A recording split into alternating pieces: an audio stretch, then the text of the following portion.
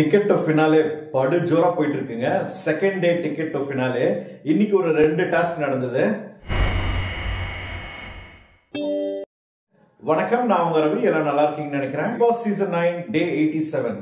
So நேற்று already ஒரு 3 task முடிஞ்சது. அதுல கொஞ்சம் பாயிண்ட்ஸ் வந்துட்டு அப்படியே இன்னைக்கு கண்டினியூவா பாத்தீங்கன்னா அடுத்த டாஸ்க் வந்து ஒரு சூப்பரா ஒரு சர்க்கிள் வந்து அப்படியே படுற மாதிரி, அதுல கால் படாம இருக்கிற மாதிரி ஒரு டாஸ்க். இதோட பாத்தீங்கன்னா விக்ரமும் திவ்யாவும் வெளில வந்துட்டாங்க. ஃபைனலா வின் பண்ணது பாத்தீங்கன்னா சபரி இந்த டாஸ்க்ல வின் பண்ணியிருந்தாரு.